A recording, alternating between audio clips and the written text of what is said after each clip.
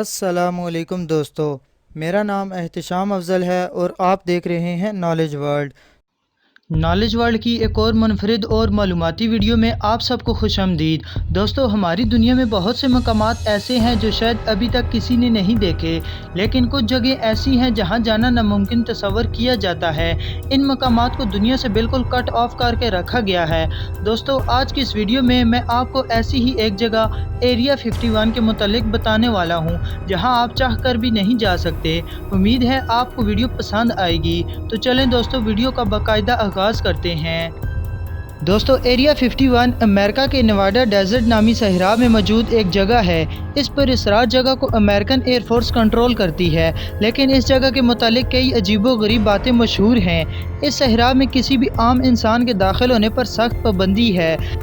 ये जगह इतनी ज़्यादा पुरअसरार है कि यहाँ सिर्फ एक ख़ास किस्म का जहाज़ जाता है जिसको जेनेट एयरलाइन कहते हैं। ये जहाज़ सिर्फ एरिया 51 की तरफ ही उड़ते हैं। इन जहाज़ों के पायलट्स कौन हैं ये किसी को नहीं पता। एरिया 51 में काम करने वाले लोग कौन हैं ये भी किसी को नहीं पता। कहा जाता है कि यहाँ अमेरिकन हुकूमत एलियंस और इनके क्रैश हो जाने वाले UFO फोर्स को रखती है और इन पर रिसर्च करती है। UFO इस मशीन को कहा जाता है जिस पर एलियंस बैठकर इस दुनिया में आते हैं। एलियंस हैं भी कि नहीं इसका कोई ठोस सबूत मौजूद नहीं है, लेकिन ये माना जाता है कि एरिया 51 में ऐसे ही एलियंस और उनके UFOs मौजूद हैं। यहाँ सिर्फ चंद लोगों को जाने की इजाज़त है और किसी को अंदर कदम रखने पर गोली मार देने का हुक्म है।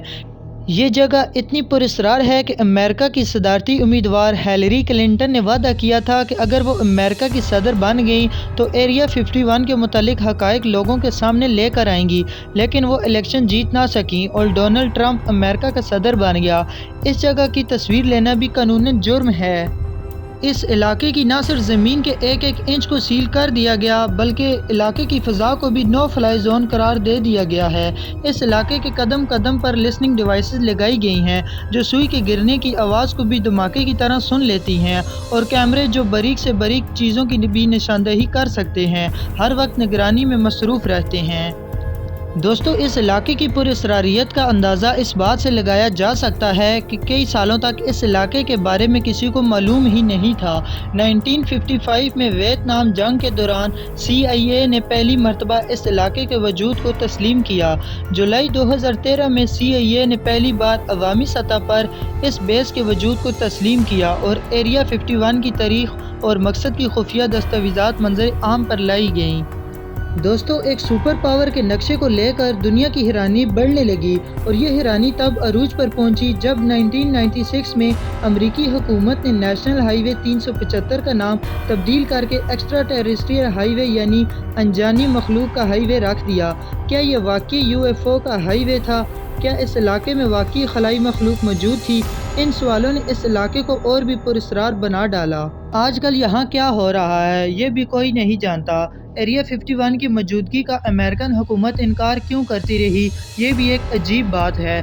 ज़्यादातर लोग आज भी यही समझते हैं कि यहाँ एलियंस और UFOs को पकड़ कर रखा जाता है।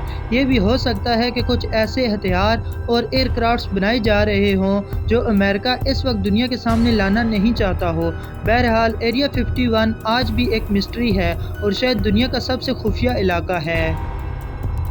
मुझे उम्मीद है आज की ये वीडियो आपके लिए काफ़ी इन्फॉर्मेटिव होगी और आपको पसंद आई होगी।